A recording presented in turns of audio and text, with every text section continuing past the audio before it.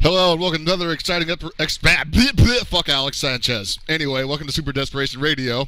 We are live, finally 2 minutes early, and Wait, we're early. Wait, why are we actually going on the air then? This is. Yeah, I was about to say, wait. What? Are we supposed to always go on late? Are we supposed to go on late? Well, Well, actually, technically, there's no way we could go on late because I just realized I've had the YouTube live running for the last 10 minutes. Good job. It was muted. Okay. Yeah, you're the best. Yeah. No one wanted to hear me spill all the NDA secrets, and no one wanted to hear Tony Don't talk have any about... NDA secrets. Nobody cares. I do have NBA secrets. NBA okay? secrets. NBA secrets. Yo, Charles I know how to Manson. get your vertical hop another 2 feet. You get dunking for free in any height. You just get the Dunkin' Donuts and you good. That's it. NBA secrets and Dunkin' Donuts. You know what? That sounds like an episode of Super Desperation Radio. Yeah. Oh wait, isn't that what? Holy crap! That's what we're How to doing get your MBA in half the time. Well, all right, shit. so yeah, Did you say MBA? Yeah. Your master. Masters of Business Associates. we're Sanchez list tonight. So as many of you know, he had a job offer last week, and he actually got the job, which we're all happy for him and proud of him. But now all of a sudden, this piece of shit thinks he's too good for us. Takes him away from his family. Doesn't jump on the show. It's not like he's at work right now or anything. So No, yeah, he's not. So be He sure to doesn't send him work. a bunch of berating texts, please, or tweets. I mean, please. Yeah. Tweet him, telling him how much of a piece of shit he is. Yeah. Please. Yeah. Don't really. I mean, you can. I don't care. Yeah. Probably It's going up to to do that you. We anyway, don't I care. think. Yeah, that's true. Yeah. So yeah, we're really happy for him. He got a job. Good for him. Hopefully everyone else in here gets a legitimate job or something. That would be nice. Hey, I already got one. I'm a dad. Oh yeah. Yeah. That's probably the hardest job of all. Yeah, that's a very easy job. Well, you had it rough, Gibby, because you got to raise a child without even having the part where you made the child. So Yeah, but it's fun. It's That's, easy. that's siblings though. That's just Yeah. life. yeah. Watching a baby run and then fall on its head, get up and start laughing. What's there not to want about that? I mean, think about it this way. I don't want any part of it. Kelly, thoughts? Huh? Well, All right. I don't want Just any tuning part that part out. of babies. Oh. No The part chillins. No chillins for Mr. Super. ugh. Oh, Honestly, I'm kind of worried just because of how many of my friends are just like, yeah, I don't want to have kids. And I'm like, holy shit, like, it's going to be like no next generation and we done? It's just over? It's all on you, man. oh man, we're going straight Japan where This- nobody this has is what I've kids. They noticed. just Yeah. So in this call, or I mean in this group, what? I don't want children. Super FX don't want children. what? You expecting me to say something? Oh man, the Skype call appears to be crashing. And we don't know about Tony.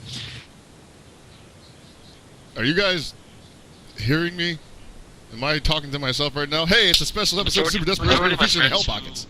Majority of people I talk to and like. Yeah, my internet just went. Yeah, my internet kind of went. Yeah, I lost all of you for a second there. yeah, I I know. can hear you. Yeah. Like I said, my internet gets really weird around this time. I'm so just gonna mute you guys yeah. and run the show myself. It's all good. Okay. So hopefully this doesn't happen again. Wow, that cut off for a long time actually. Right? Just happened again. It just Yeah. happened again. Paul, can you host it or something? Yeah. Sorry, give me one folks. sec. Technical Oh, I thought difficulties. Paul was hosting it this whole time. No, it's Sanchez. Fuck. Yeah. All some right, reason better now. All right, Yeah. we're good. Yeah. My internet just cut out around this time Not of an day. episode of SDR without a massive fuck up. All right, cool. We're good. You know how you can tell there was a fuck up? Because Chris is casting the It worked well last time when I was streaming it. Shut No, up. I know. Somebody has to give Chris shit or else it's not a show. Exactly. Yeah, it's always Chris's fault. Look, something happens, it's Chris's fault. Chris Segula. Eh, Yeah. Segula? Segula. Is that Segula. like is that Chris like a Pratt. is that like Segula. nuclear? Nuclear. Segula Gorilla. Huh, What? I see. Like Magilla Gorilla. Gorilla Yep. for sale. What were we talking about? How we were nobody talking- on this show wants to have kids except for you. I want That's kids. about right. Oh, okay, so the two of you. No, yeah, I was saying that Hell Pockets is forced into having a child right now because it was all unexpected. I believe his girlfriend had a virgin birth or something kind of like that. Oh yeah, It was totally an immaculate immaculate conception. Yeah. I just woke up and there it was, and she's awesome. I Expect can't get enough baby- of her. See, last night expect she totally had like the weird like runny like diarrhea shit last night and it went everywhere and I was like, oh my god, what do we feed her, like pure mustard? Holy shit! And that is one of the reasons I'm never having kids. It was pretty cool. Wow. Nothing cool about it. Nothing fucking cool about it. I was gonna take a photo of it, but she told me not to. Good, good. I'm glad. Smart. I'm glad she didn't. That's horrible. All right, so I guess on to business now. So, King of Fighters Steam Edition was released this past Friday, or I'm sorry, not this past Friday, 10 days ago, two Fridays ago. People have had enough time to play it, enjoy it, all this stuff. Paul, you wrote a review for it on iPlayWinner today? Yep, it should be up and live as of now. And honestly, you know, I'm happy with it because it seems like online is not the pile of shit that we were all worried it was going to end up being anyway. So I normally use Wi-Fi when I connect to the internet, but I actually hardlined when I tested online play for KOF 13. And Gibby can attest, we actually played some games and they were pretty good. Surprisingly, I think the first time we've ever played anything without having it be a complete shit pile. Yeah. So, and I played random people with some 4-bar connections. And, you know, obviously it's hard to gauge when you're just playing randoms, but I was getting most of what I was trying to do, so I felt pretty good about that. Obviously, the lower bar connections are still trash, but I mean, that's the way it's always going to be with online play. Well, here's the thing. Like, I kind of feel like online play for KOF, as we've been saying in the past, is a lot different than online play for other fighting games. So maybe we don't even, like, maybe other fighting games online are actually just as bad as this. It's just KOF plays so differently and is more, you know, about those really tight frames that, you know, we just can't make it right. Yeah, I think, and we were discussing that before Guilty Gear came out. That, you know, we were wondering how well online was going to translate in a game that is that fast with that small windows. And so far, you know, obviously, if it's hard to tell because the online play for that was so broken anyway. But it just might be a measure of some games weren't built with online play in mind. Exactly, and hopefully in future iterations obviously I think they've realized that they need to put this in the planning stages, you know, for the next I feel game. like they have. This can't be something they tack on at the end of the production. You know, I think the way they could have remedied a lot of the really bad netcode was making the input buffer like, you know, 3 seconds, so you could just like input your combo and just hold the buttons down for as long as you want, and you'll get it every time for free. Yeah, I think they do that anyway. Yeah, I was gonna say. just make the window larger. You know. Even larger than it already is. Yeah, Oh, even Street Fighter 4. the ridiculously huge one, and then just make everything an option select, so you know you always make sure you get the right option. It's like always Battleship. Hateful words. Scathing. But no, overall, I feel like KOF on Steam is a much needed improvement to online if that's what you're looking for. I think for people who weren't looking to play KOF online in the first place, it's nothing they need, to be completely honest. You know, it has some nice improvements in terms of the quick button map. It probably should be the best version in terms of delay when you actually play, because I think it's closest to the arcade version. But no tournament's really going to use it. Yeah, that's unfortunate. Maybe with the announcement of Steam OS, it'll be easier. Oh yeah, what is the that Steam supposed box. to do, man? Is that what it is? The Steam box? Yeah, it's essentially the Steam box, but you know that was kind of the development thing where they had like a small thing. Right now, it's just an operating system. It seems like where it's essentially like the big picture or whatever mode. So like, you know, instead of a MAME cab or whatever, you could have a Steam cab. That'd be pretty sick. And Yeah. it's all Linux based too. Yeah. So- So there's lots of room for customization. If people out there, want to actually make like these Steam cabinets, they could actually have someone go out there, or if they know how to do it themselves, just code in the ability for a coin slot or something. Cards. Are we on the verge of a new horizon? Hopefully, but I'm not sure. I'm sure people probably won't take advantage of it. What's already out there. You're gonna be like, oh, that's nice, but I'm not gonna buy into it. Yeah. I mean, that's another reason why. Like, I just want to see so many more things on Steam, like especially fighting games. Like, if we had essentially a Nessica, but everything was just installed on one Steam system, and then you just had like a Steam cab using the Steam OS, it's just like, oh, here's all my games right here, and I can play online, and you can even like maybe log into your account or have it where like if you want to play, you can play using Steam Wallet payments, or I'm sure that probably won't work because Steam wants to hand their hands on that money. Dude, that means the next step is like Steam credit cards, where you just swipe it on a Steam cab and it's buy a game right there. I'm surprised there actually isn't a Steam credit card yet. Yeah, I might apply for that and then officially be really sad.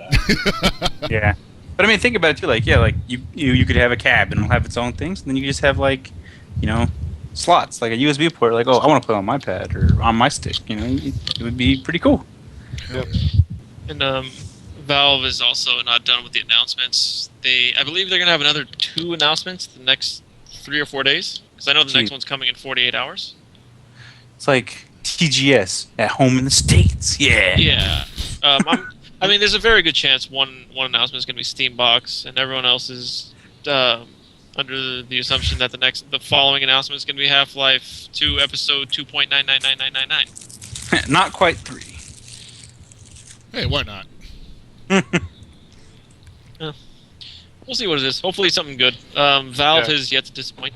So yeah, and just kind of going back to KOF, I feel like at this point, one of the biggest things for being on Steam, KOF probably will not take advantage of, obviously, because, if you're looking at Skullgirls, it's the constant updates, that are going to change the game, and I just don't see that being a thing for KOF. I mean, it should be.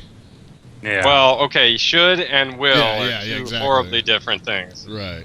I don't think they have much of a team working on the Steam KOF 13. In fact, I'm pretty sure it's safe to say this now, but I'm pretty sure that the team working on KOF 13 Steam was 2 people.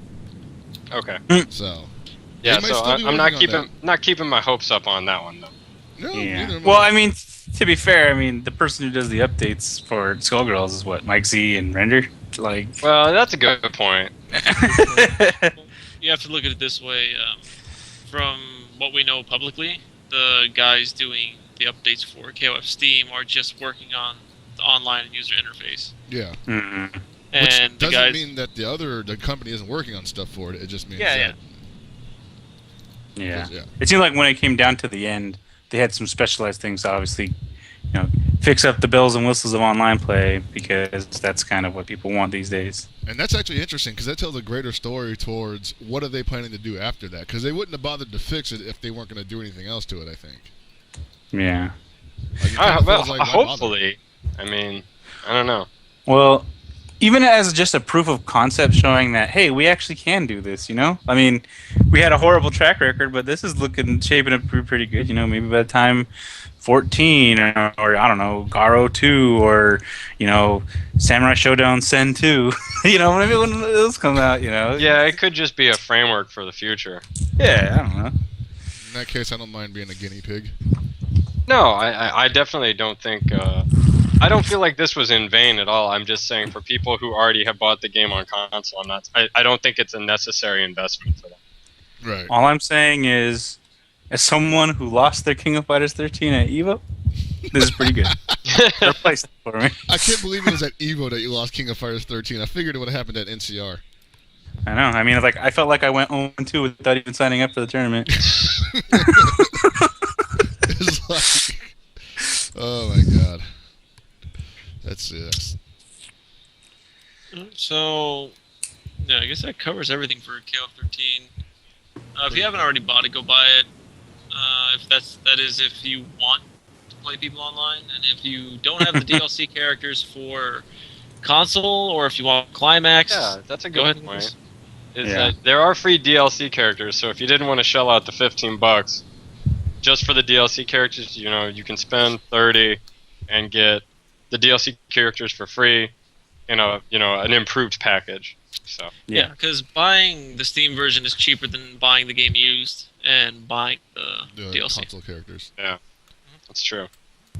Well, that's interesting because that means like that might actually tip some scales there. Now you don't have to feel like you're a scumbag for spending $15 to get Mr. Karate. Yeah. And if you're one of those people that was like, oh, I was gonna get it, but had no good net play and I have no one to play with, well, now there's no excuse. Net play is decent enough. 0. Yeah. I mean, there are people that got good playing net play on console. Imagine that, like That hasn't been proven yet. We assume that we have suspicions about those stories. Yeah. Well, I mean, I'm sure you could still learn a lot. Yeah, you could. There was that guy who is famously doing well in tournaments after only playing online all the time. Yeah. Plus, online will teach you how to be a scrub killer. Yeah. Dude, it will. It'll probably also get you really good versus zoning, because I'm pretty sure everybody just likes to play, fireballs online. Oh, dude, there was some dude on the Steam forums that was mad about that, actually. He was just like, really, guys, you're just going to spam fireballs online? What year is this? Are we doing this again? Come on, this isn't 1997. Fireballs are cheap. Throws are cheap. Yo, if you throw me, you have to let me throw you back. Yeah. Or it's going to be a problem. That's why I'm telling you, man. I just can't wait for them to put like Orochi Chris in this game, and then people are just like, "Fuck it, I'm done." Oh God. Man, I can see people getting mad at throws in the old Street Fighter because they just did so much damage, and especially even in Super Turbo when you couldn't even tech out when he was gonna kill you. Yeah. Oh my God. That's why you stay It's like, away. why wouldn't you throw? Why wouldn't you use one of your strongest assets? Because you don't want to win. Because you have honor and you, yeah, exactly. But I've read a periodical about playing to win. It was written I by wanna who? Oh, only my hero, the great David Low Strong Serlin. Why are you doing this? Yes. It's a good thing we don't have our other guests on the show, like who's not here, because sure, I would be murdered the next time I saw him. Rage. Oh man, that cut our show in half though. Go ahead, Gibby. No, I was just gonna say I don't mind the high damaging throws. I enjoyed the old high damage games. Like, yeah, matches ended really quick, which was great.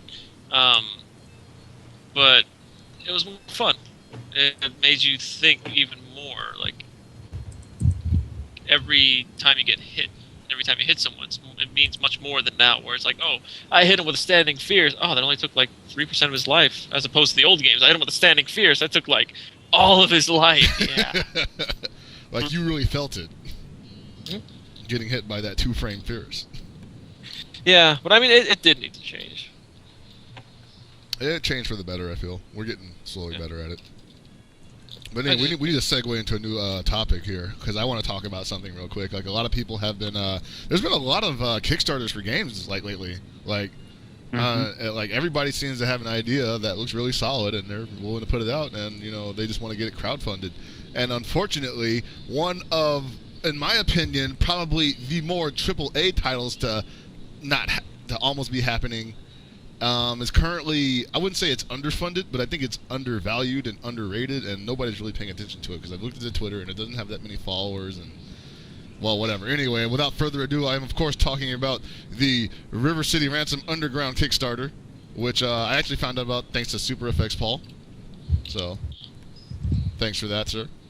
Oh, somebody linked me to it, and I do not remember who exactly it was anymore. I saw it on Twitter, somebody had talked about it, and I was like, huh, this is really cool. So, no, it looks really awesome, and like, it's one thing I always hear everybody talk about whenever they speak about retro NES games, in the conversation, River City Ransom always comes up. You know, it's up there with like Zelda and of course Mario and whatnot. But River City Ransom seems to be a game that everybody just loved from the old days, and which is weird because we barely got any of them afterwards. Yeah. To be honest, I actually think I played River City Ransom not as my first Kunio game, being that the series of what it is in Japan. I think the first one I actually played was Crash and the Boys, which is, you know, like the... That is the game. That... Oh my god. That's the reason Boys why is way I like better fighting than River City games. Ransom. That's the reason why I play fighting games. Is honestly that Because game. it's judo, backyard judo. Yeah. Yeah, like just... No, I understand. That game, it's sick business. Oh man. And with the Kickstarter being for a fully licensed sequel to the original games, getting, you know, basically the blessing of the people who own the license now. Yeah, like it the could turn out really well. Right? The developer actually is like he's in on this. Well, yeah. One of the original creators, and recently there was another, like I suppose I should say, River City Ransom game. You know, another one of those style games that came out for the 3DS very recently, and he was one of the also the lead writers on it, and he's going to help advise over the game to make sure that it's fits within the universe of everything else that's kind of had. So just to make sure it stays true to what's going on, which I thought was pretty cool because I'm a huge fan of these games. Like, I've probably played all of them, but I was really concerned. Well, obviously not the new ones from the 3DS. Fuck. But I was really concerned about how it would actually be. Like, would it really be the old River City Ransom that everybody knew, or would it just be something that somewhat resembled it and ended up being like a Scott Pilgrim, where it's like, yeah, you know, you level up, you have money, but everything is pretty much, you know, it's just stage. You go on and keep doing things, or, you know, I wonder how much open world is there of the game, because in a lot of the newer ones, you can travel around town, you can take trains to go to different areas, and, you know, different enemies, different gangs show up. But I mean, it looks nice, and I want it to do well because I think it can be very interesting. No, it could be like, you know, like it's. I know, like, I've played a bunch of the games in the past. You know, I played pretty much everything up until Super Dunk Heroes. If that's even the name of the fucking game, I don't know. It's Ganbare Dunk Heroes. Ganbare Dunk Heroes. Okay. Good luck, Dunk Heroes. I played them, and like even in those games, you could see like the evolution of the engines that were happening in that game. Like they were allowing for more and more shit to just go off. I mean, I remember at one point they made a game where it was basically an overblown version of Crash and the Boys Decathlon. Fucking the racing mode where you're just on the foot race and just beating the crap out of your opponents. And except they turned it into like, you know, a fun run where you travel across a city and try to win a race, I think. And then on top of that, they had like the battle mode, which actually had different mechanics in it and like different characters with different movesets, and you can edit it and whatnot. And it was really cool. And I was thinking, like, why is this not like more popular anywhere else yet? It's not even that popular in Japan.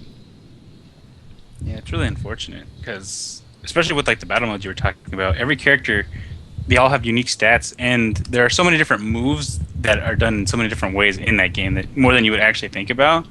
And each character would have a unique moveset as well. Like, you know, one of the really terrible characters would have a move where when they were stunned, you could push up, and they would like release like some super explosive fart that would essentially would just blow up on the entire screen, and everybody would get knocked down. Like, this dude has nothing other than health, and like all of his other stats are just trash, just like straight garbage. But he has one of the strongest moves in the games if he's ever put into hit stun.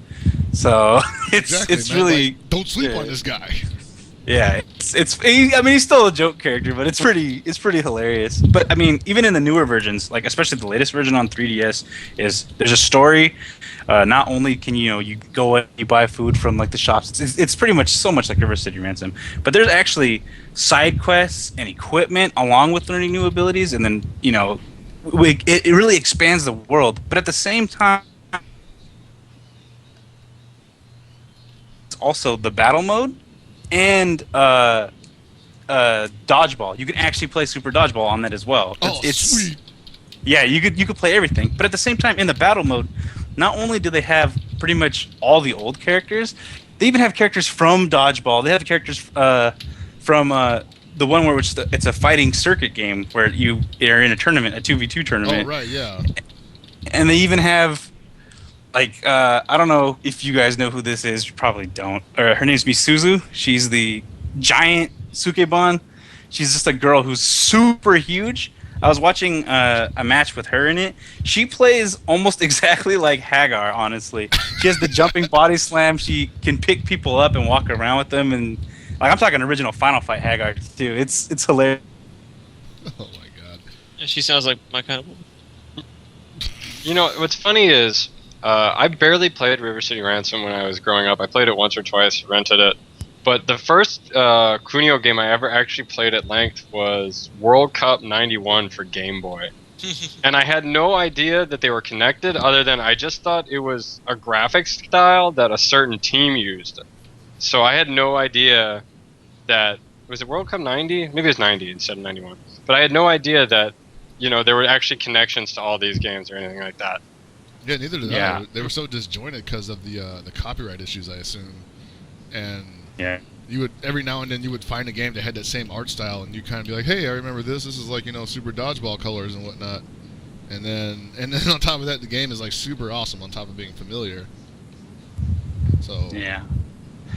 Like, yeah, exactly what you were saying. Like, when I first played it, I played Crash and the Boys first at a friend's house. It was so good. And then I started River City Ransom. I'm like, oh, this is similar, like the way it plays and all that. But, this guy's Alex and this guy's Crash Cooney, who like they're, I guess, not the same person.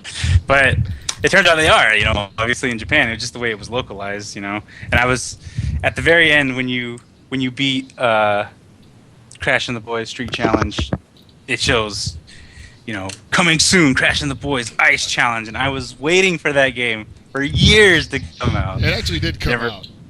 It never hit the States, I'm pretty sure. No, I'm not sure if But- it ever hit out in America, but it came out. Yeah, and it definitely did. Man. So yeah, like for fans like us, like seeing another group of fans trying to make like an official sequel to the game, it's just like it's awesome. So like I'm definitely throwing my money behind it, and I think other people should too if you've been a fan of any of the Kunio-kun series, or if you just enjoy a good, honest beat 'em up. Yeah. It's definitely the way to go, I feel. Yeah. The fighting in this new one looks really expansive compared to how it was. Yeah, seriously. Like just from that video I showed earlier, man, I was like, "Oh my god, dude! Like you can barf on people." That's the joke. Yeah. So. Should be Give it a look. interesting. Yeah, I just hope it gets the kind of funding that the other Kickstarter campaigns have gotten, like the Shantae or whatever that is. That got its stretch goal like pretty much. No, quickly. it didn't get its stretch No. goal. It met its. It met its goal. Yeah, it just got its goal today. Like when I brought it up to you, it reached like I'm not joking. It reached 400,000 the moment I said, "Oh hey, look, there's this other game," and boom, it got it. I was like, "Oh neat." And there's Mighty Number 9 and there's Mutant League Football. Mutant League Football. That's right. Oh, That's another thing yeah. I wanted to talk about. They're making a Kickstarter for that too. No, they've already made a Kickstarter for that. Well, they're making the game, hopefully. Yeah, and that also looks neat. I mean, I really like this idea of Kickstarter. There's a lot of bad that goes with it, but so far, a lot of the stuff that I grew up with, for the most part, a lot of people are trying to remake. I mean, I've seen Bad Dudes 2, but that didn't get funded. There's Mighty Number 9, a bunch of other stuff. I mean, I didn't grow up with Mighty Number 9, obviously, but I do like what they're doing with this, and the fact that fans are helping make the game it's a neat touch. But at the same time, I can see some companies taking advantage of this, where they have the money to make a game, but they're not going to, just because like, I could use Kickstarter. Like, I'm still on the fence about way forward using Kickstarter to make the new Shantae game. Like, don't they have enough money as is? Like, can't they actually make it, or is this just a side project that the staff wanted to do that the higher ups wouldn't approve? Well, I think that's the thing about Kickstarter is that you have a lot of people now who don't want to have to shop their ideas around for a publisher, because obviously a lot of the stuff WayForward has done in the past has been at the behest of other publishers, whether it was Contra 4 or some of the other things they've done. Obviously, they just did DuckTales Remastered, and that was obviously for Capcom. maybe for them it was that they didn't want to have to shop Shantae around to people to maybe have to make concessions. Exactly. to their Kickstarter's so direct that you don't have to you don't have to deal with a publisher of like sitting down and saying, okay, well, how much of this are you getting? What are we doing for you? It's, if you want this, give us your money. It's basically a pre-order that may or may not go through if it's funded. Yeah. And it's just like from what I actually talked to a guy when I went to PAX. There was some dude sitting next to me on a plane who his company had just gotten a successful Kickstarter push through for a game that they were developing, and he was basically saying that they had worked with publishers before, and that a lot of times it was just a headache, and Kickstarter basically just kicked out the middleman and made it so that they had control over everything. And that's what they like so much about it, is they weren't at the mercy of someone else telling them what they wanted their game to be. Yeah. That's cool. So I definitely think there are situations where companies like WayForward could technically finance the games themselves, but having to shop it around and basically having to make themselves subservient to somebody else once again, even when it's their idea, their project, they'd rather just avoid that if at all possible. Yeah. Nice. But going from one new thing to another, TGS was this last weekend, and I'll be honest, I missed all of it. Wow. I don't know. I have no idea what There, happened. we got some casuals in here. Yep. I missed it. All I know is that Capcom apparently was talking about cell phone games all weekend, and I'm like, Well, Capcom also showed a Deep Down, which is like apparently some like free-to-play dungeon crawler type thing with like dungeons that automatically what's the word? Dark They're Souls. like randomly generated. okay. It's for PS4. Everyone was saying that it looked like Dark Souls. Oh, really? So It does. people are saying it's kind of a cash-in game? I guess like it looks like Dark Souls, but I heard it doesn't play like Dark Souls. Honestly, It when I looks- saw it, it reminded me of Dark Souls and Dead Space. It Yeah, had like yeah, the yeah. third person kind of scary, but behind the camera, no UI kind of thing. How everything's Yeah, it more- also has some weird like Assassin's Creed thing going on with like glitches where suddenly it's supposed to look sort of medieval-ish. You're in a dungeon, you're wearing a suit of armor and stuff, but suddenly you'll see stuff from like the modern day, or there will be like artifacts that you touch that bring you to different times or something. I was both reading people who had actually played the demo and looking at footage. It just seems like pretty weird, but Capcom seems really excited about it. They're all tweeting about it like So- crazy. Are you going to be jumping around, or is it just going to be weird things that are anachronisms that affect the game? I'm not sure yet. I heard that it was free to play, which I don't know what that means. Yeah. Like, basically, they said something about you're in the modern day, you touch some sort of artifact, and then all of a sudden you're in a dungeon, and then you see like anomalies in the dungeon that are sort of like it flickers and it's modern day or something. Huh. I was reading a lot of like demo impressions, and that's sort of what they were saying. Sounds interesting. Anything else cool come out of TGS? Did there? So, Dark Souls 2 has a release Oh date, my lord. March 11th, and now you use your maximum HP every time you die, and you can get invaded even when you're like dead, when you're not like in like human form, which was not how it was in the first Dark Souls. So basically, they were like, "Oh man, everyone's asses are not nearly wide enough. Like, let's just see what we can do." And I was like, I was just reading all of the like new changes, and I was just like drowning in my own blood. Oh, it's so good. What? There's also some new Sonic thing. I don't want to talk about Sonic though.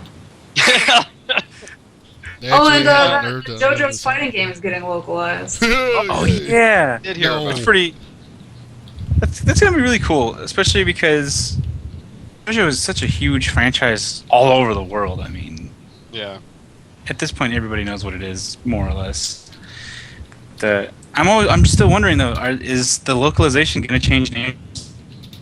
I was wondering Much that like the old Capcom fighting game? Well, yeah, because you're going to have hella dudes in the stores that look at that and be like, JoJo's? Why would I want to play a dumbass game called JoJo's? Yeah. Not gonna Or have you'd mass be like, appeal, is what I'm saying. oh yeah. I mean, to be fair, when I first saw the JoJo's fighting game, I thought it was a weird game. You know, in like advertisements in magazines, but upon playing I it, haven't heard. Like, does anyone know if it's going to be a physical release or not? Because it seems like something that would be more suited to like a digital download. Yeah, in Japan it's both physical and digital. Here, I'm gonna assume it's gonna be digital. My main issue with this is it's such a niche mark. Like, they shouldn't release that here.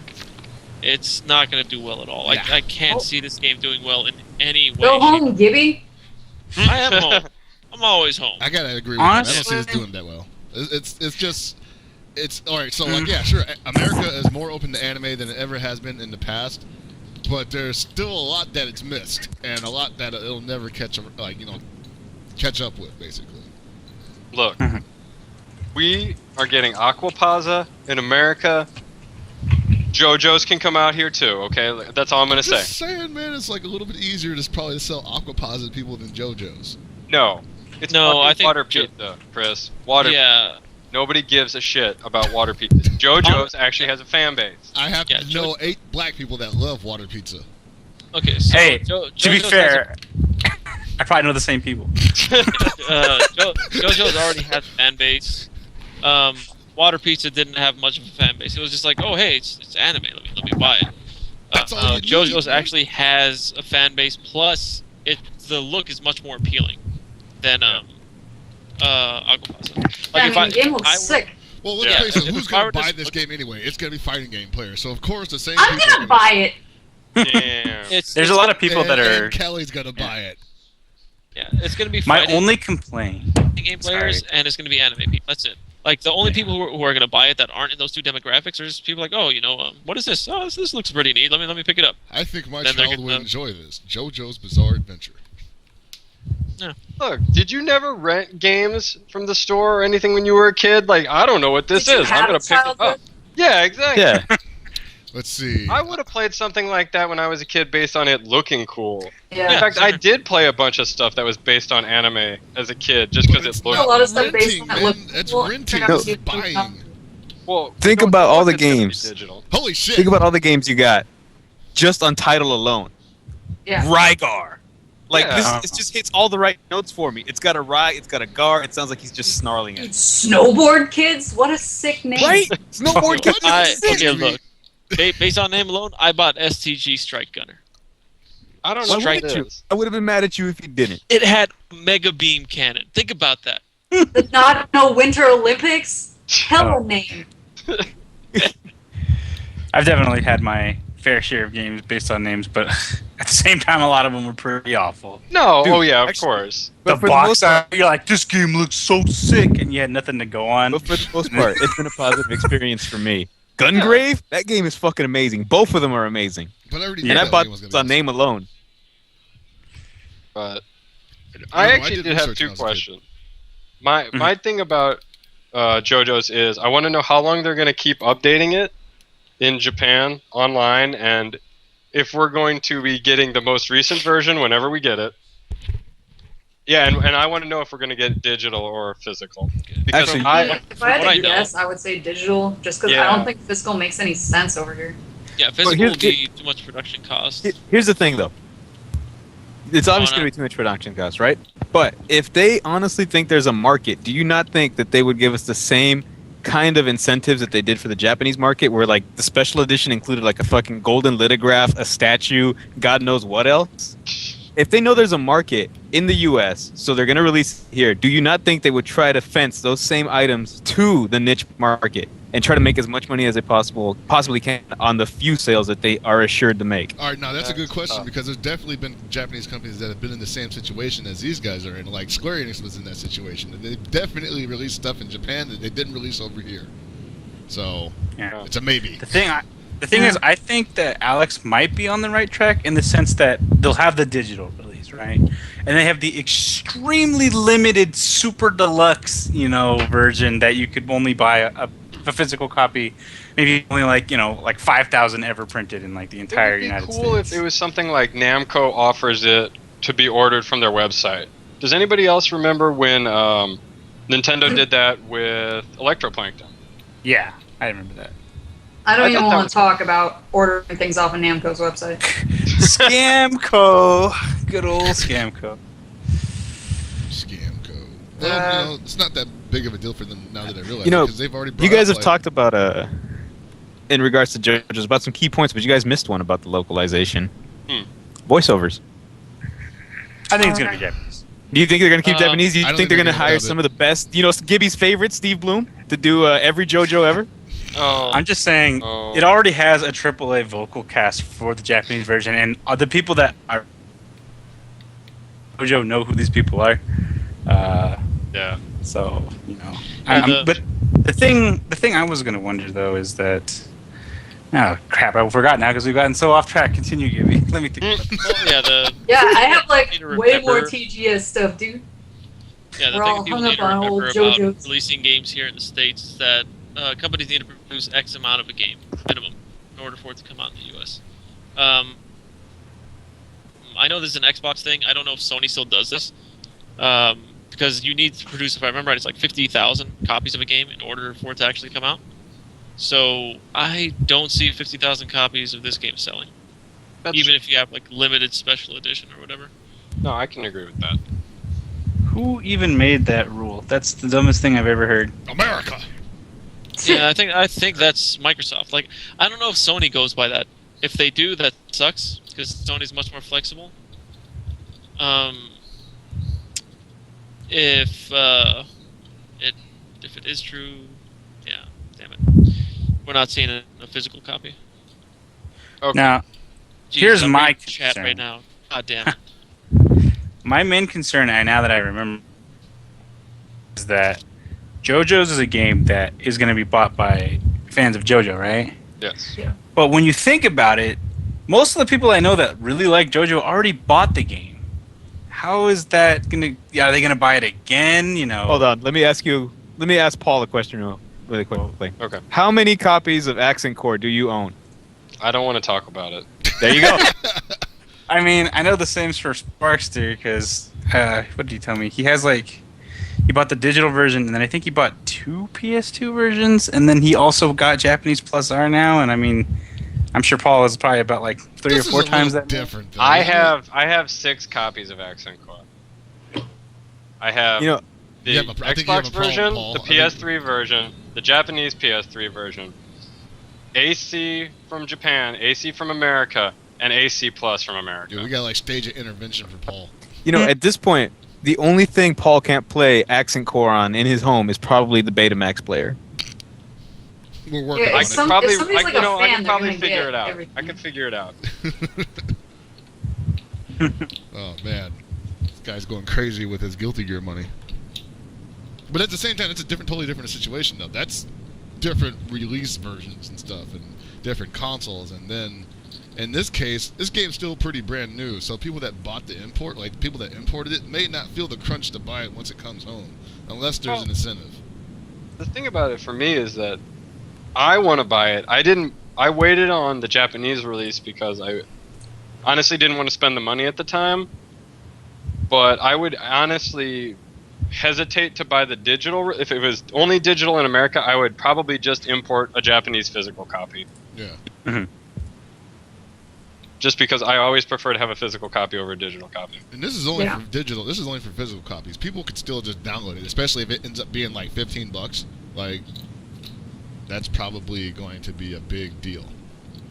Yeah, that's true. No, that's true. If it's cheap enough, I would consider getting digital. But if it's 30 or more for a digital only, I can't justify it. No. I really can't. So it would depend on that. So what else happened to TGS? There was a tournament or something? Yeah. No, well, yeah, there's that. I mean, just as far as news crap, there's a new PlayStation Vita model. Oh, the Vita TV, right? Well, there's that where you can put your Vita on the TV, but there's a brand new Vita that's like thinner and lighter and extra battery life and has built-in storage and stuff. But like the big kicker about it is that they got rid of the OLED screen for an LCD, and it supposedly just like doesn't look as good. Huh. Well, Because the screen was like the really cool thing about the Vita is it looks hella good. Yeah. I don't imagine it would look as good with an LCD. So what you're telling me is I need to get a Vita soon before the Yes. new shitty model comes. Yeah, because they're phasing it out too. That's They're how not Sony gonna- works, man. Don't you know that whenever they make something, whatever comes out after that is shittier? Yeah, I was gonna say I still have my 60 gig PS3 with the emotion Yeah. engine. With the emotion engine. 1%er Paul. Yeah, man. like they're phasing it out because I think they're just trying to save on costs, honestly. Because That makes LCD sense. they said LCD is cheaper to put in than Yeah. OLED. They're not reducing the price of the console, I don't think. Ugh. They Yeah, built so- the it price, will. yeah, the price of the console is the same. They said they're not going to reduce the price. Yeah. Basically the price of the console has already been reduced, and I think they did that in anticipation of the new release of the PS Vita 2000. I guess is what they're going to call it. Yeah. Yeah. Okay. But I need yeah, my so other basically if you want a Vita with like a cool screen, get it now. I've Somebody got to buy me a buy like Vita. 20 Vitas like tomorrow. one.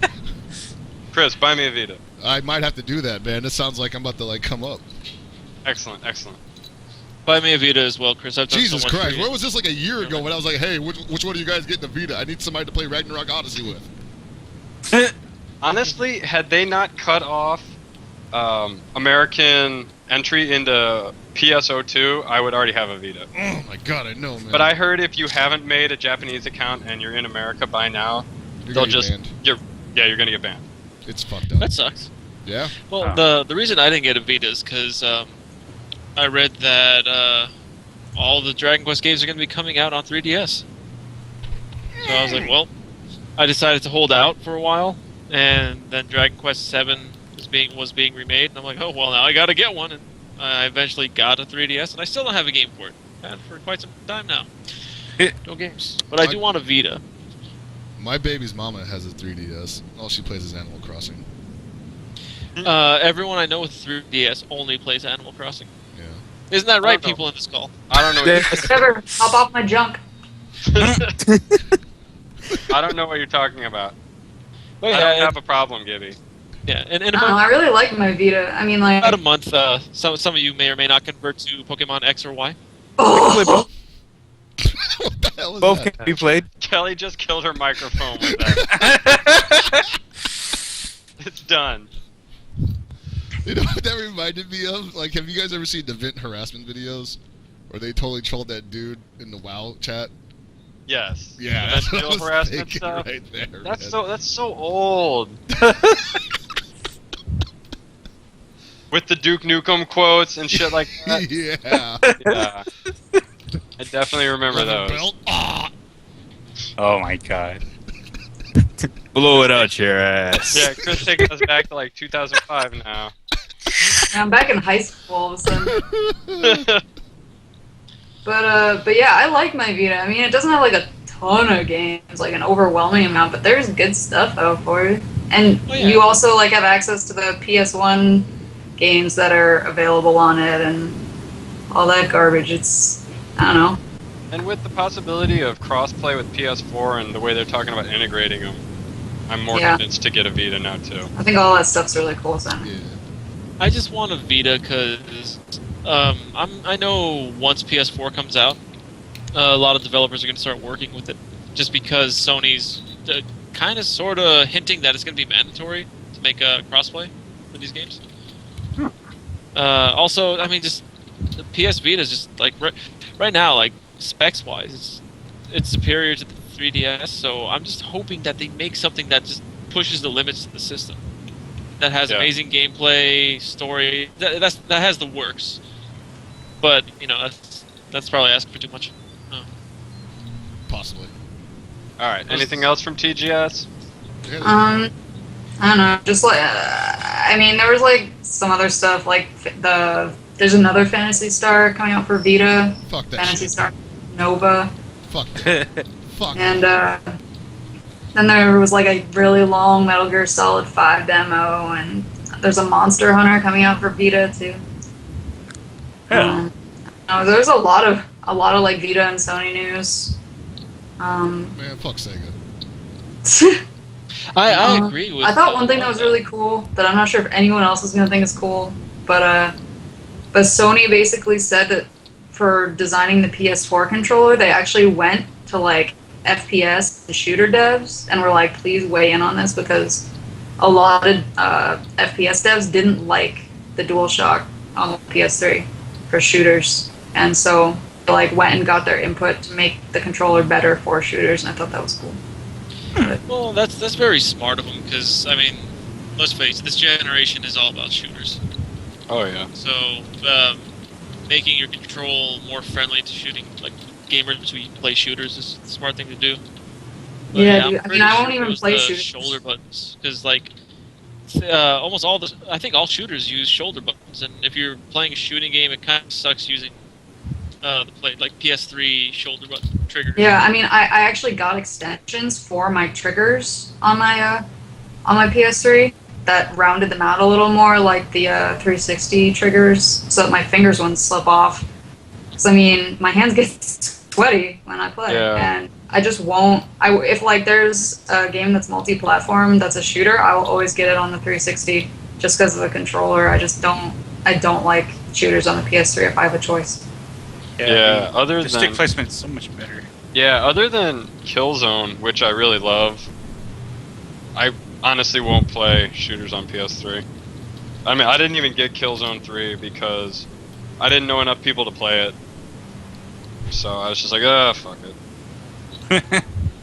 Oh yeah, isn't there some new Killzone game that they've been like freaking out on? For The PS4, the new Killzone looks really neat. But There's they've a just lot of been, stuff for that. yeah, they've just been showing a whole bunch of stuff for it. You know, nothing multiplayer, which is all I really care about. So. Yeah. But so we have a Sanchez now, Oh, Might. Yeah. and we have you, Kelly. So Oh. let's talk about League of Legends. That's what we're doing. Kelly, I give you the floor. What? Why me?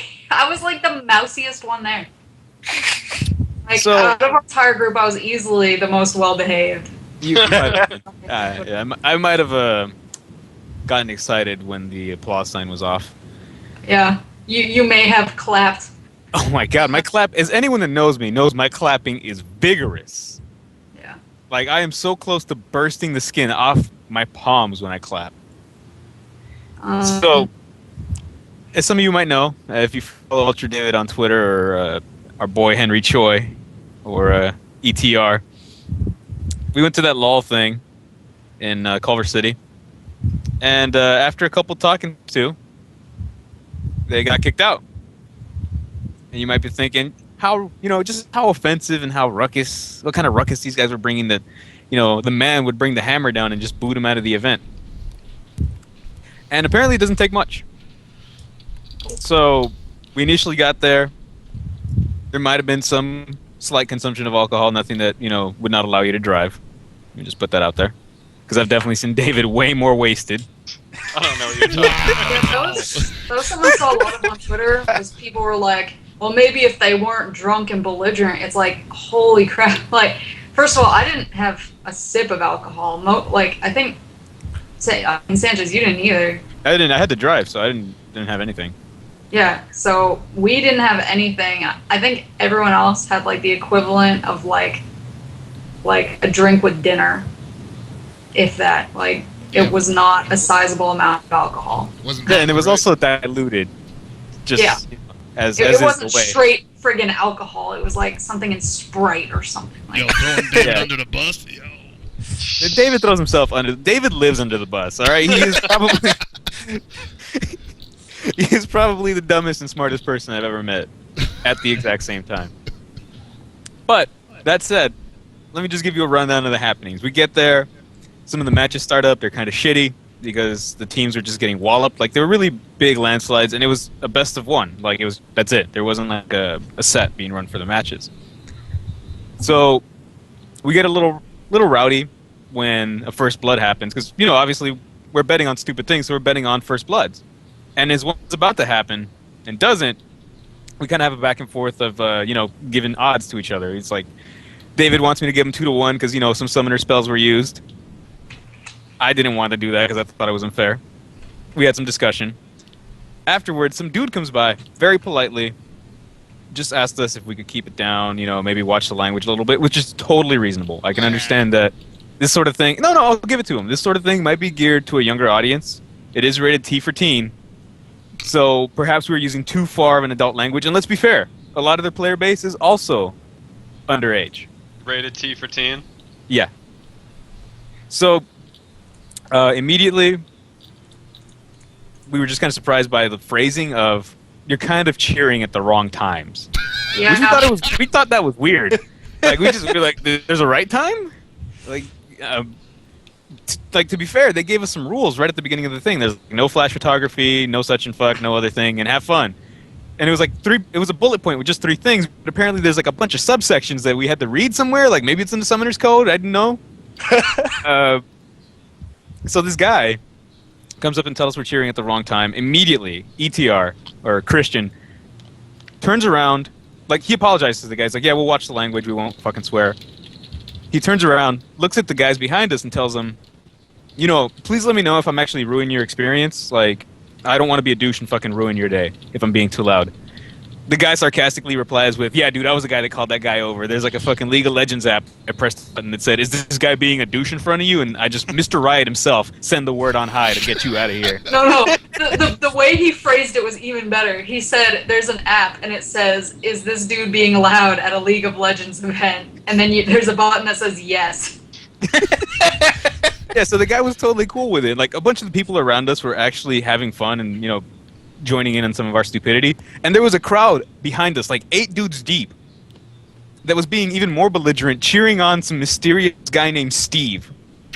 So whenever anything happened in the game and we could hear the commentator say, it's like, oh, a great play by, Alex Itch or Xpec or whoever the hell, you would just hear some guy go, yeah, go Steve! Get him, Steve! Steve's the best! They actually had a sign that said, go Steve. And it wasn't like some shoddy put-together thing with some marker that they gave you. It was like hand-printed. Like, it was some tapestry shit going on. Those guys never got a talking to. Pretty sure they were talking about 4GK. They might have. Oh. I mean, I was cheering on Steve. I was so hyped with those guys. I didn't even know who Steve was. He just sounds like the coolest dude ever. But after that first talking to, the dude comes back and again tells them they're being too loud. Which at this point, Christian's response to it is whenever he actually wants to get excited, whenever other people are yelling, he stood up, covered his mouth, like basically stuck his fist inside of his mouth, and just pumped his hand in the air, Tiger Woods style. Silent as hell, not making any noise. After that, dude comes back again and tells them they need to move. Like, he's not booting them out at this point. He tells them they need to go a couple seats back. Which, they gladly oblige, and they move maybe like a couple, 4 or 5 rows behind us. I didn't get a talking to because I guess I wasn't wearing a vest, so I wasn't part of their little ensemble. Which, by the way, they were all dressed the same way. Like, they all had vests and ties. Oh, they thought you guys was a gang. That's the problem. Yeah, dude, we were like the fucking, like the preppy gang with their fucking vests and ties and, freaking... Oh, no, son, I don't know. That's not like the E Street Boys. Yeah, Yo, these up to no good. Having some like Neo Zoot Riot or some sort Yeah, of exactly. garbage going on. Some West Side Story shit breaking out. Yeah, I don't Snap own battle it. So, later. yes, without my vest, I guess I wasn't part of the problem. But they moved them, and I'm laughing my ass off at them because I'm like turning around, waving hi at David, and he's like texting me with "I see you," and just being a jackass back and forth. So at this point, it's pretty late in the night. Like, there's only 1 or 2 matches left.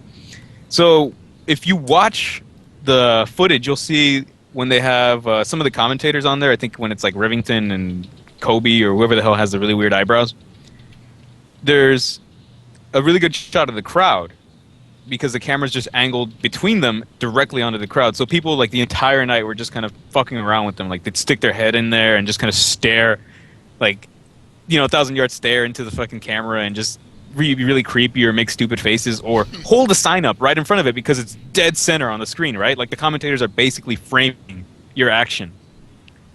Henry thought it was a good idea to use the sign that he had made that said, "Where's Team Marn?" And then it just says parentheses by dive kick. So he goes up, he gets exactly in between the two commentators, puts it there, and as soon as he does that, the guy that's been giving him a talking to flags him down. Oh shit. Like he's like right behind the commentators, just like moving his hand up and down, just kind of waving him down. I guess Henry didn't see him immediately, so like a dude sitting next to him points it out, and Henry's like, "Oh shit, I probably should stop doing this if they're actually getting pissed off by it, right?" So he puts it down, and he kind of starts walking away. And at this point, he's immediately flanked by two security guards. Yeah, these dudes were like these giant bouncer types, and they just were like, they like pincered him from either side. It was terrifying. So Korean Ninja himself, Henry Choi, could not get out of this trap. There was no way this guy was making a run for it. He was donezo. You know how like it was in Final Fantasies, where you get that pincer attack? You can't run. That's what they did to Henry. So He looked so scared. it was pretty funny because they walked him back to his seat 4 rows behind us, and the entire time I'm laughing my ass off and we're watching the action. And the dude sitting behind us, when he sees me turn around, goes, like, "Did you bring some fucking terrorists with you? What's going on with these guys?" They're joking around with us about the shit that they're doing. It's like, man, he's just putting up a sign. What the fuck did that sign say? Yeah, like, people have been putting up signs the entire time, but the only time we ever saw any bouncers get involved was when it was Henry. Yeah. Like, I mean, I had a sign that said, "All hail Bone King," and drew fucking King Leoric on it, and they didn't care about it. I'm like promoting a different game altogether.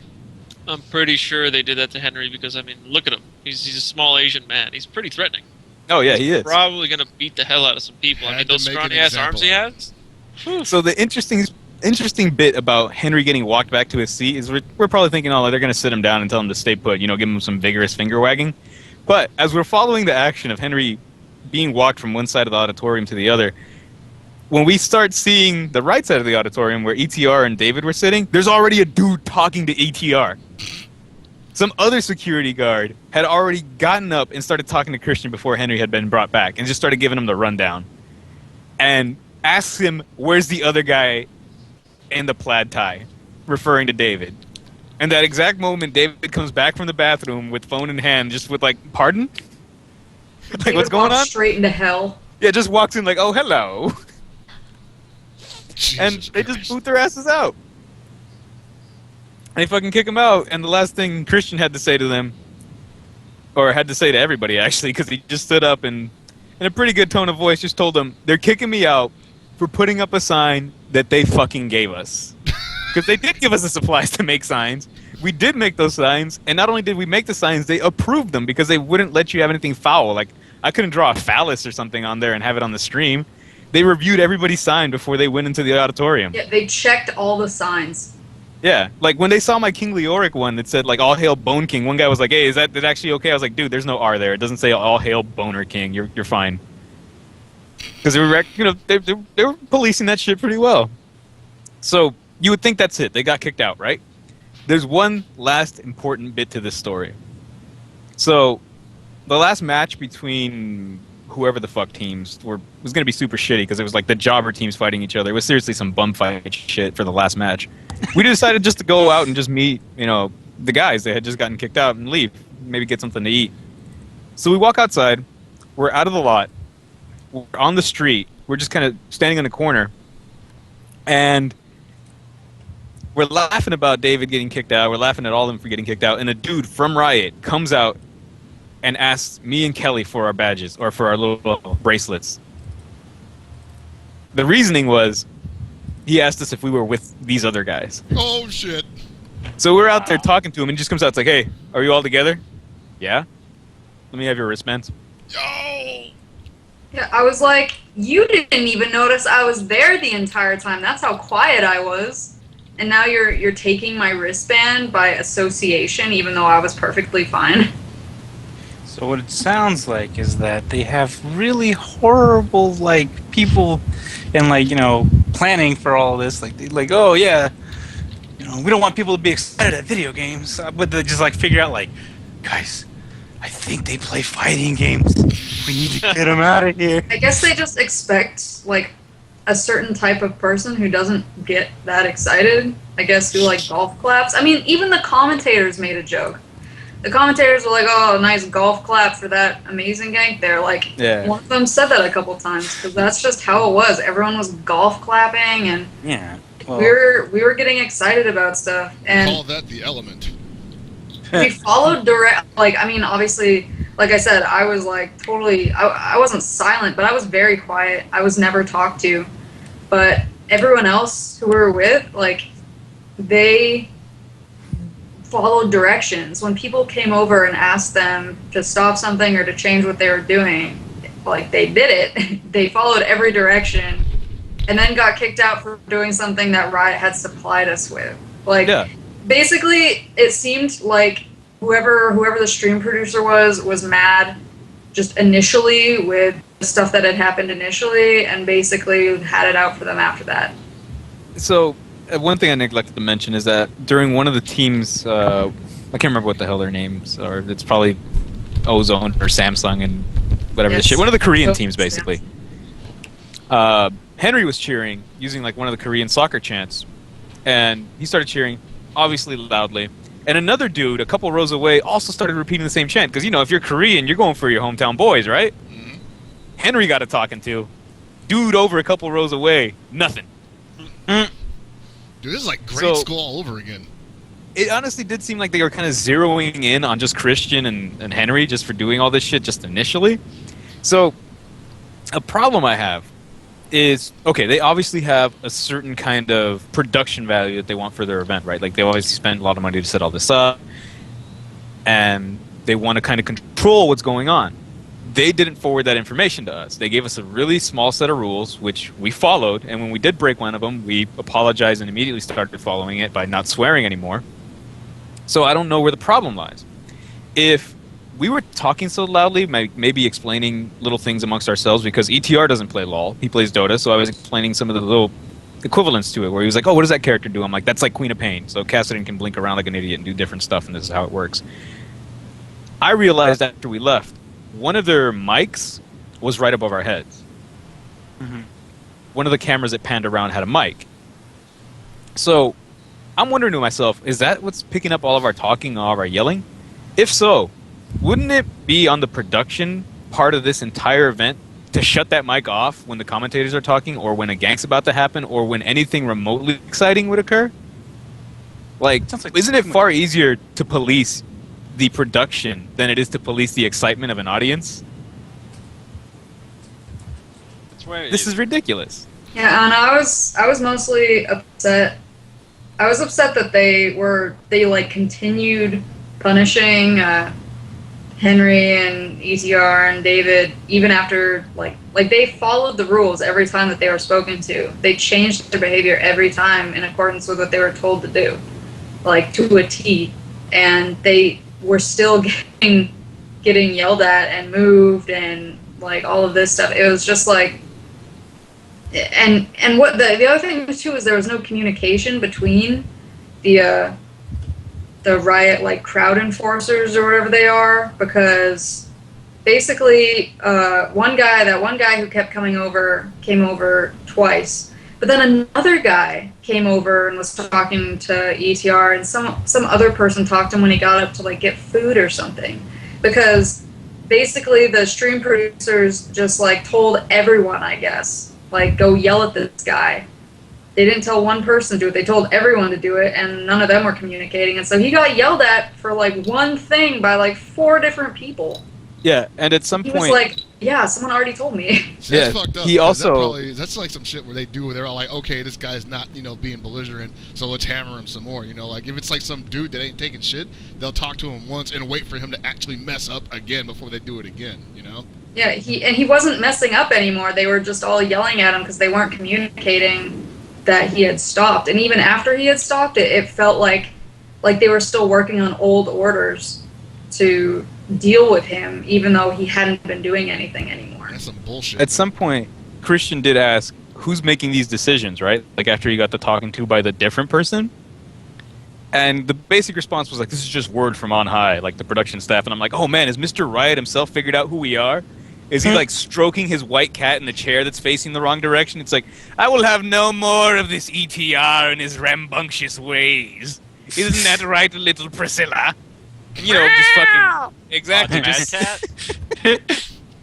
and just sent some dude to fucking have his way with Christian and boot him out of the event. It's like, yo, man, sorry we were having fun at your event. Sorry I bought a Katarina poster because it was a really good deal. My I bad, need bro. my money. It's like, this is how much I fucking hate Riot, is that I play your shitty ass game, and then I bought this fucking thing because I really enjoy this character. Whoa, I'm really here to troll you guys. Yeah, they were acting like we were there to mess with them. Like it seemed that after the first time, they immediately decided that we were just there to mess with them.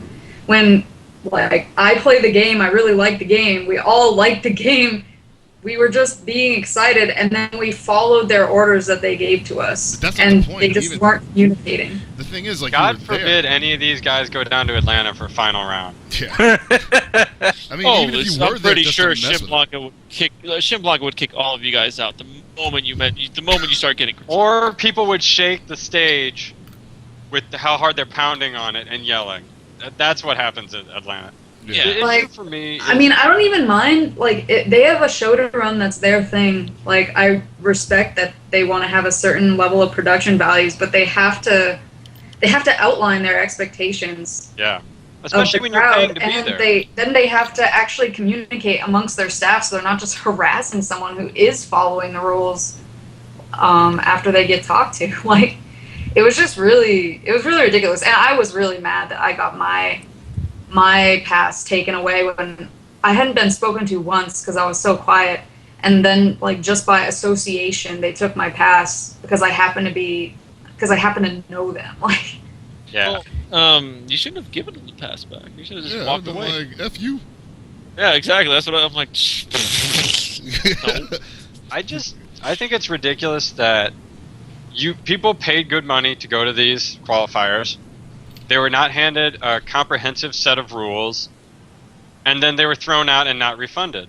Yeah, that's crazy.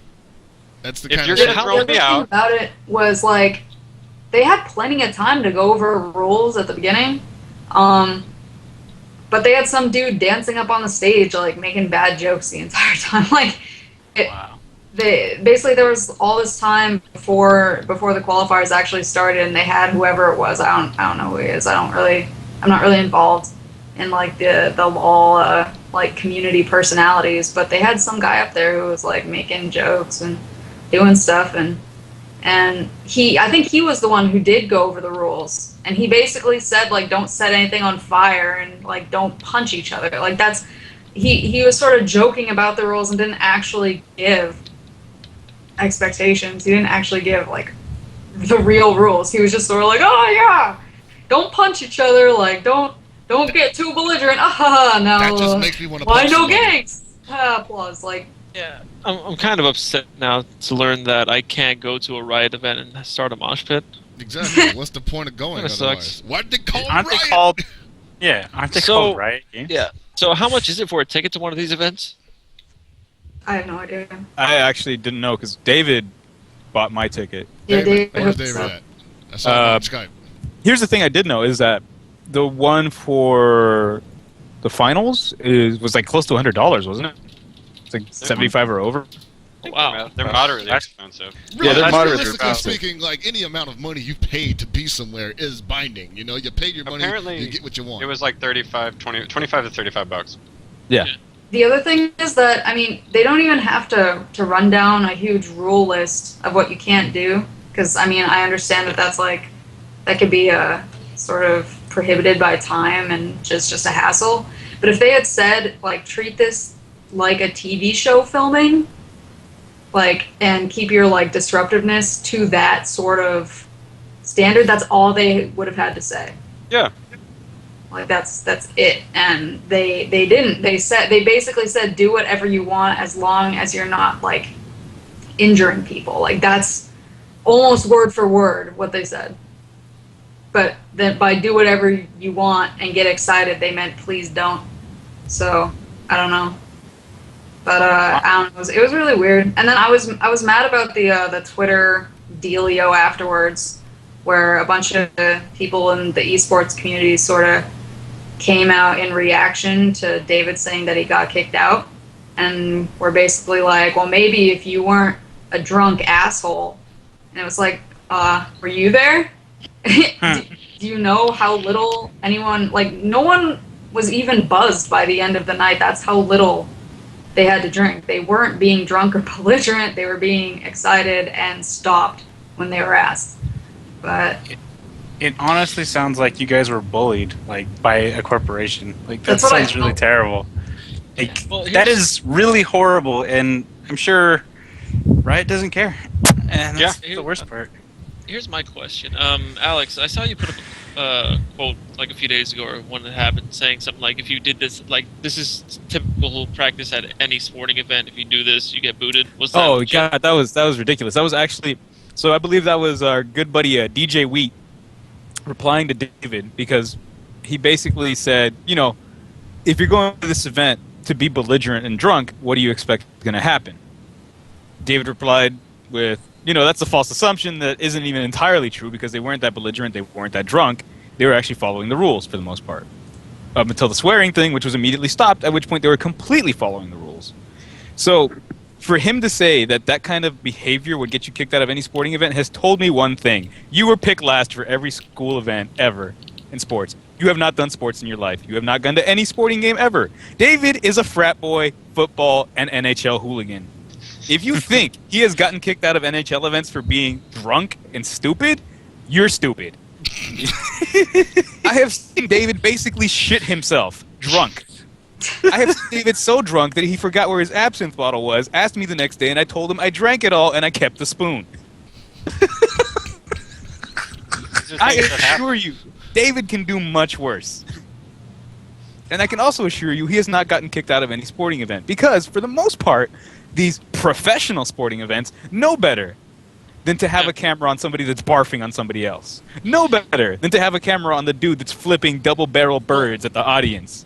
Who are they going to put on? The kiss cam. The cute kids with the fucking face paint. The guys that are like really fat and have the team logo tattooed on their chest. That's what they're going to put on. Ahead of time too. Because you know what? And- They're professionals. If there's Yeah. a mic in the audience at Dodger Stadium with some guy saying "fuck the Giants" really loudly, they're not going to have the fucking mic on Gibby turned on. They're going to have it turned off. Actually, this is true, because I was actually about to say that. And there's also a timing delay in case something like that happens. In case they have a mic that's on near people, something happens that they weren't expecting, they can go, oh crap, cut to a different feed now. We haven't Exactly. gotten that far ahead yet, man. We're still like, you know, trying to figure out how to stream everything on time. Well, And- look, this is a simple fact, okay? Mr. Riot and his bunch of cronies who run the stream, they're not on Segler's level. No, they're not. Simple as that. Segley would have had this Seg- shit knocked up, like, you know, locked up to begin with, you know? He would Well, have and- he would and have I stopped just you in the want to- corner and he said, "Don't fuck up in here. Yeah. Don't make me come over here." Yeah, but I like just- in terms, oh, go on, Paul. I was just gonna say, it feels really stupid, and it feels unfair, and it gives you, and of course they can do what they want. It's their production. Yeah. You know, it's sort of that we refuse the right to give service to anybody thing. That's Yeah. totally fine, but you make your product and your company look like shitbags when you throw people out for rules they didn't know that existed. Exactly. Yeah, like And then I you- totally respect. I totally respect like their production value and them wanting it to be a certain way. I mean, it's their product. They want to make it look a certain way. That's totally fine with me. Like, I just have a problem with them not being clear about it. Like, it just didn't feel well organized. Don't make it a basically. public event. That's the first thing. If you're So- not going to be ready to go with these kind of like situations and roll with them, then don't make it a public event. Well, it's not just that. They also, from what I was reading a lot of people said, oh, you know, they were disrupting the players as well. That's not the crowd's fault. Why are the players not in soundproof booths? That was going to be my next point.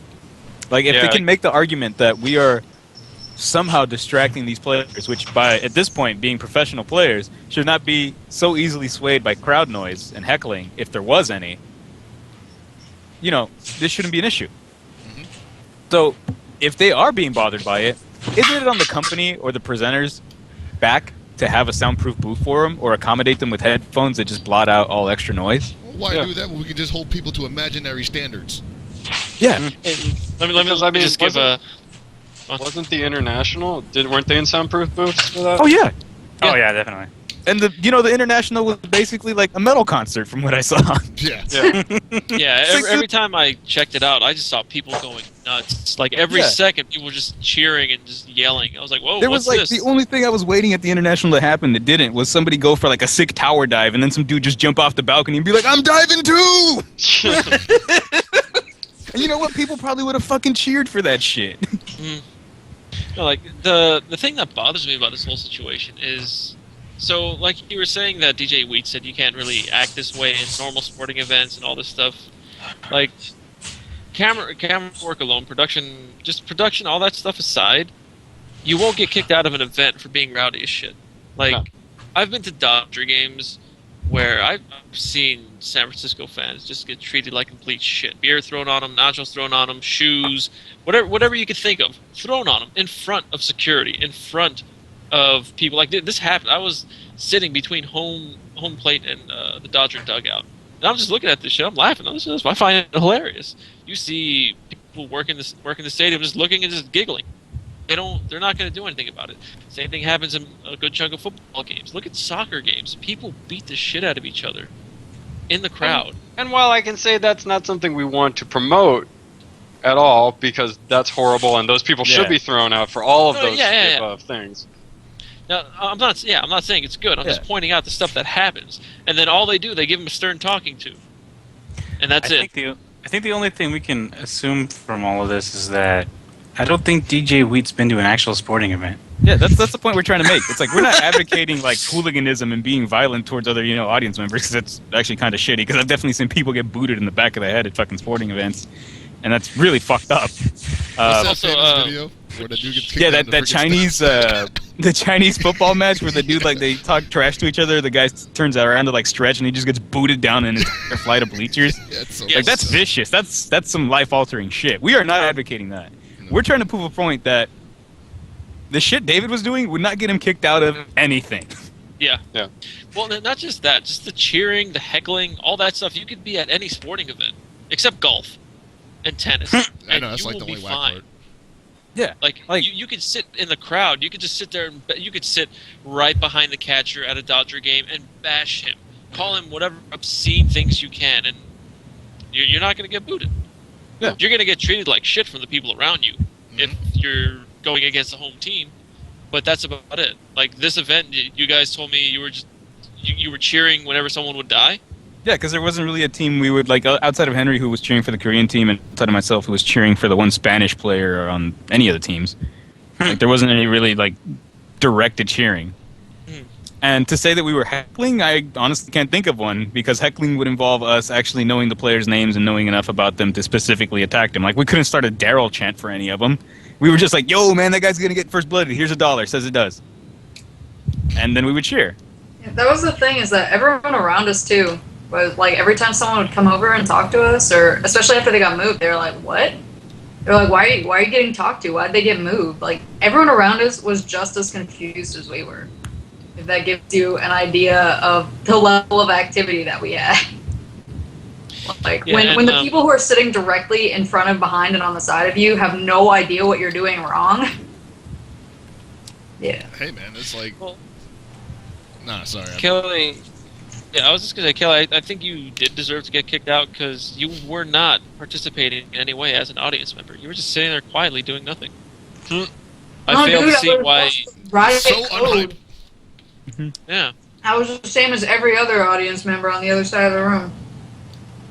Yep. I don't know what that was like. Nelson had been kicked out. I guess that's why Mr. Riot was so pissed at you when he saw you talking to Alex, and then he was like, oh my god, I had high hopes for you, and you're with them getting your badge.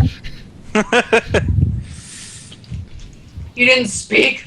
Now you ruined it all. You were perfect. You were the chosen one. No listening. Did you hear me? Yeah? You don't pay attention, do you? You just, no. You just don't learn, boy.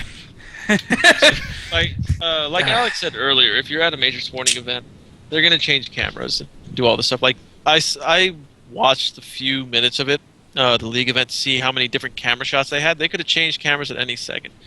Okay, I think there was no reason to actually do this to them outside of them using the foul language. I understand that. Something like a fighting game event or Evo, like where they have one crowd camera at Evo. I understand them getting on someone's ass for being a dumbass in front of the camera. If they're And walking because it still right was- in front of the camera and just like vulturing on it, then yeah. And that's that was like a problem. still different because they didn't throw him out. Yeah. Yeah, they didn't throw him out. They just said, "Hey, stop being such a tryhard." Yeah. And They're like, you can stay if you stop this. At no point were they actually told, stop X, Y, and Z. They were told, okay, stop this. So they stopped it. Yeah. Then they were told the next time, oh, you've broken another rule you didn't know about. Whereas Yeah. when Kingosaurus was doing that at Evo, they told him immediately, hey, stop doing this. That's it. It's different. Yeah, it is different. It's it's something where they gave him a clear like thing to think about basically. In this case, they're just like it's almost like they didn't know, like they said, that the communication was off. That they heard that they were supposed to go and hammer this group of people because they're being belligerent and they're being assholes, and then like there's no actual confirmation that somebody's handled it, so they just keep bothering them over and over again. And in the meantime, it's actually really embarrassing because you keep getting like called out by staff in front of everybody, and they don't know what the hell is going on, and the audience doesn't know what the hell is going on. But all they know is that you're being treated like shit, and nobody's gonna say anything because it's like they don't even know you. They expect you not to be able to have a voice at all. It's fucked up. Something that bugs me is how quickly our good buddy DJ Wheat came to the defense of, Mr. Riot. Because I mean, come on, you weren't there, so you can't really speak. You called them drunken assholes, so obviously you don't know what was going on. Exactly. So you don't know what's going on. You weren't there. Why are you coming to these guys' defense so quickly without trying to hear both sides of the story? Is it because we are I fucking hate this moniker so much, FGC? Is it because we're that? Is it because we had a Korean guy, a white Jew, a generic white guy, Kelly who's all mix of weird Japanese and Eastern European descent, me being like one of those like camouflaged Latinos? We were getting a little too ethnic. Is that what's going on? Segregationist. It's like, I didn't want to bring down the property value of Culver City. My bad. Hey, they've Property tried value really hard that to high make in some- Culver City anyway? It's not that hard. Okay, I didn't think so.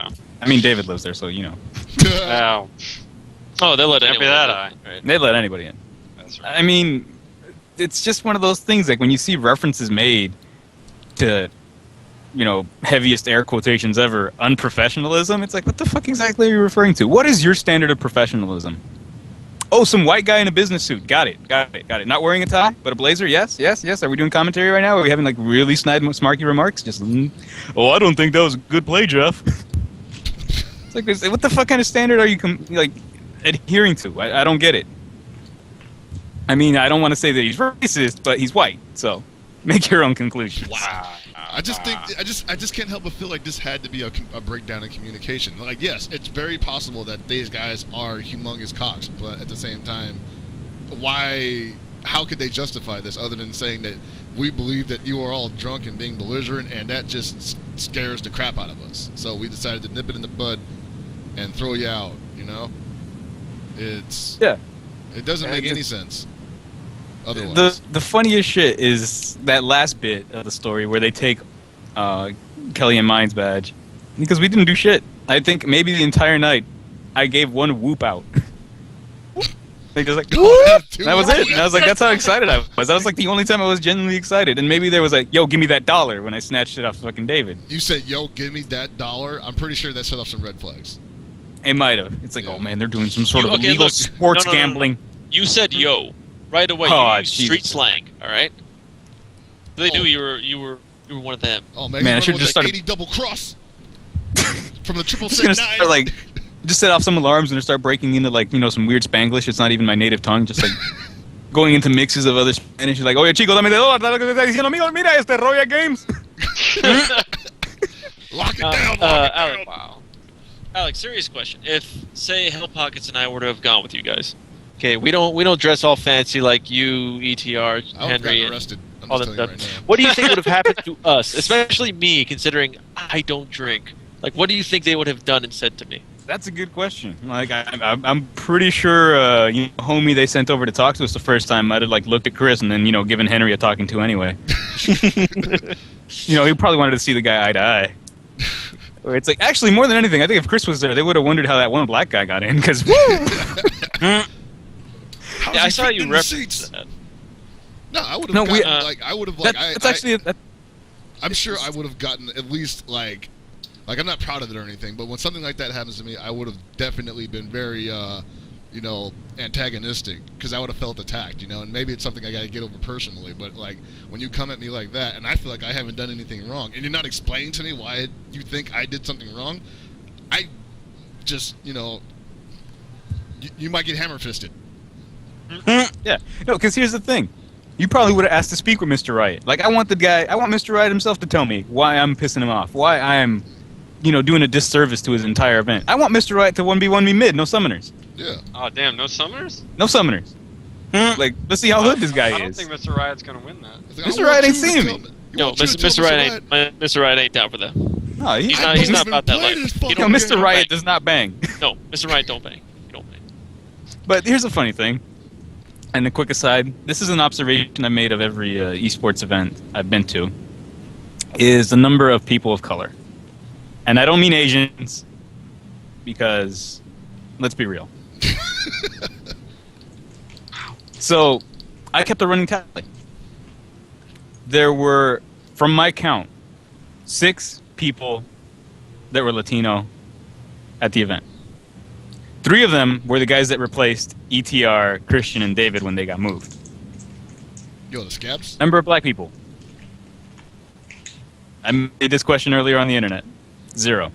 Oh my god. 0. And I wanted to ask you, Alex. I've seen, like, ever since you guys got me into this whole, like, the esports of a Bob thing, this whole crap, I can honestly say I've never seen a black player on any of these teams. Is there? There's one. One? That I can try to remember. Maybe Tony might remember his name. I know there's one that plays LOL. Okay, so the NHL has more black people than... NHL got more black people playing than, League of Legends got in the audience. Yeah, like, and I don't want to be like insanely racist in one way or another and just come off like a douchebag. So let's just say brown people in general. Like, I'm not trying to be fucking offensive to Asians either, because that's just fucked up. So it's just one of those things. Like, you don't see brown people in these audiences, and I don't know if that's just because they don't care about these games or because they don't make it out to these events. It could be any number of things. I just think it's always really weird that this happens. It's not anime enough. Maybe.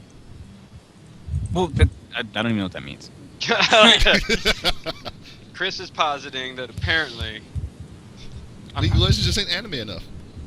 Oh, it's not anime enough for you, Chris? No, Is that why you ain't in there? It's not anime enough, I'm sorry. Alright. Some fake There you anime. go. Damn. I think it's weed certified over here, so. Oh, we got the confirmation. Not We We're gonna have a fight. certified. But All I'm saying is Riot Games says definitely just trying to make 10 cents off you. Alright, we're done with that one. Yeah. So it's just And something. It's, the 10-cent thing. Because oh my god, I don't know. It's just really weird. Like, the thing is, it's really shitty. Is that we play their game, we enjoy it. We actually were genuinely excited when exciting things happen, but I guess just wasn't the case. Well, I don't know. I think this is a But- story that needs to get told and be heard by a lot of people. So we can get just accosted by DJ Wheat on Twitter about how we're being unprofessional. Yeah, sure. Let him talk to me. Tell DJ we It's don't tweet me if he's got a problem with this show. No, here's the thing I want to know is how the fuck is he a professional? I don't fucking know. Who the fuck is DJ Weed anyway? Hold Yeah, on, let's that's do what I was a gonna really say. casual Google search right now. Who is DJ Wheat? Oh wow, I didn't autocorrect to Makoto, Mike. I'm on a Yeah, text search search. on. Oh, this Yeah, is it's a- Jared's boy. All right, so let's see. This is Wikipedia. Mr. All right, Jared's so this buddy. means this is totally limited to Marcus DJ Wheat Graham. Maybe he's one of David's people. Popular commentator and streamer in SoCal in the SoCal community. SC2 community. He currently hosts all the shows at OneMoreGame.tv, which includes blah, blah, blah. DJ Witt has been pitching esports since 1999 and played Quake 3 competitively under the name Styles591. 591 being his clan. Sick name, bro. Also forayed into the world of competitive DDR and Tekken 2. Yeah. Oh, this is one of those we can't actually prove it claims. I love it. I love it. I was so sick of Tekken 2. This guy's fucking sidesteps were the illest with Hay, because he was the only character that could do it. Somebody did bring up an interesting point that most people who have been quote-unquote esports for a long time, quote-unquote long time, they're all old FPS guys. Yeah. That makes sense. And I don't know if that actually has anything to do with the way they look at fighting games, or because I don't know if the two scenes ever interacted really, because they didn't in mine. MLG. Other than that one time with MLG and Evo where everybody hated it. Oh yes. So I don't know. Let me see if there's anything else interested here. I don't see anything from this guy that's like what the hell? Was actually a DJ. Sick. Owns over a lot of vinyl. Yeah. Hey, Right. Hansel like that. At least he's actually a DJ. That's tight. Yeah. I mean, that's one good thing. At least he lives up to the DJ name. I Yeah. gotta say that much. that's one Yeah, of those but things at that's the weird. It's how do you call yourself professional? It's like it doesn't say here. It's like CEO of a Fortune 500 company, or owns his own lawyer practice, or doctor thing. Currently works for the video game streaming site Twitch TV. That's about it. Ooh, that's really professional. I mean, they hire all the kinds of racists. Jared. Yeah, man. All right, well, I This think dude. we're done with that one. I think that's a good cutoff point for today's show because I'm not really interested in covering that whole Nope. topic. If ever there was a definition of a mess. Yeah, I hope you guys- that's one I I don't hope- want any part of. I hope you guys enjoyed the cover of the new Under Night in Birth changes. So We were gonna. Oh, yeah, talk did we about do that? but I we came were in late. going Did we to, man. for that? We had to do it No, next no, week, man. we didn't do Under Night and Birth because you weren't here, and I wanted you three talking about it instead of having Me and Chris Tony. and Tony talk about it while Paul and I are like, yeah, the game looks pretty neat. If we could just, quick thing, just to remind everyone, we actually do play LOL. We actually enjoy it. We just want to be told what the hell's going on when we actually get kicked out of events. And we don't want esports personalities calling us belligerent drunks on Twitter when they weren't even there. I have no idea Yep. what's going on. And when we especially weren't being belligerent drunks. Look, guys, he's a professional. I'm a professional. That's true, you are again. You're a professional Congratulations. jackass. Small golf clap. I used to be a professional jackass, but I actually am a sort of professional. What is I this got gonna- away this with is pretending gonna to be take a too long. doctor. Look, man, which one of us has worked in the medical field? That's a good point. Well, if you count what I did during high school, never mind. Shitting yourself drunk does not count as working in the medical field. I've He's got you medicated there, people. Chris. He's got you there. I gave people medication. Right. But anyway, Yeah, before, I think that about sums it up here. Yeah, today. before we end, I just want to promote something that's going on this Saturday. Be sure to tune into Twitch TV/Late Lounge Live, which is what is it spelled 1337 Lounge Live. We're going to be doing a King of Fighters 13 thing. It's going to be a tournament. It's going to have a good chunk of players there. It's not going to be a huge thing, but they like to promote a bunch of games, fighting games in particular. Recently, they've done Soul Calibur, Marvel, Street Fighter, and a bunch of other stuff. So there's going to be an event going on this weekend at 7 p.m. Saturday, which is the 28th, 7 p.m. Pacific time. Be sure to tune in. You're going to have some notable names there, including some Ash player named Mr. KOF and some guy who won that Evo thing, Arcade Shock Reynolds. Yo, them dudes is Bernard. ass. Bernard, I think. Yeah, Bernard. I'm sorry, Bernard. There should be some more names there. I can't give all the names because not everyone is confirmed. But be sure to tune in, support it, tweet it out, all that stuff. Watch it. Should be fun. They're going to have cameras everywhere, so you can go watch the back of players' heads while they're playing, the side of their head, the front of their head. Hey, maybe you can even see the top of their head. I don't know. I don't know where they have all those cameras, but they have a lot of cameras. I gotta say. If you watch That's at the true. 2-minute mark, you can see Bernard's pants billow out ever so slightly, meaning he farted. And He's that is a powering up. secret to how good he is. Oh. The only reason he wins is because he farts when he plays. I would not have known that if I did not watch Elite Lounge Live. Saturday, Huh. 7 p.m. September 28th. SPD? Last but not least, I'm just gonna tackle this really quick. We didn't talk about the bans because I think they're stupid. I don't think that anyone should ban anything in fighting games. No, you know what we And should ban? We should ban bans. There you go. Yeah, bans are bans. But That's but the you only just time I banned think- something. The only time I think it's even worth the time is maybe for special exhibitions. Anybody who brings that into consideration for a normal tournament is fooling them damn selves. So that's all I got to say about that. Well, let's be perfectly clear here. These are bans in terms of like MOBA style bans where you take turns selecting characters that the opponent can't play. We don't mean bans as in like Soul Calibur 4 Hilde should have been banned because that was just a broken character. Well, that's Oh. true. Okay. So Never just for mind. the sake of clarity. Yeah. That's dumber than I initially thought. Okay. Yeah. Oh no, it's way dumb, right? It's really dumb. It's also boring, and Yeah. the way It's a- people want to consider this a tournament standard is really silly. Practice You can up, ban nephews. bans Get better. because it's just one ban. It's not multiple bans. Don't ban Stand- characters. Ban ignorance. How about that? Learn your matchups. Yeah, that's Get got better. much Play there. better characters. Look, man, but if I play Tokido, I don't want to play as Akuma. I'm just gonna ban as Akuma. Simple as that. Get better. What if I ban Tokido? Ooh. Yeah, if I you like waste, this. Waste all your ban points on banning a player. That'd be awesome. No, see, there's the thing though. If I play against Tokido and I ban Tokido, I don't have to play him and I get the instant win. Yeah, there you go. And then if I happen to meet him in grand finals, he's still banned. I win. Okay. Anyway, we're done here. I'm done here. So There won't be any Ultra Chen tonight, everyone. Don't know I why. guess they got banned. Yeah, they probably. That's like Pee-wee's Playhouse, man. You said the magic word. Ah! Yep, that's what I get. So for everybody here at Super Desperation Radio, I am Super FX, and good night, and good luck.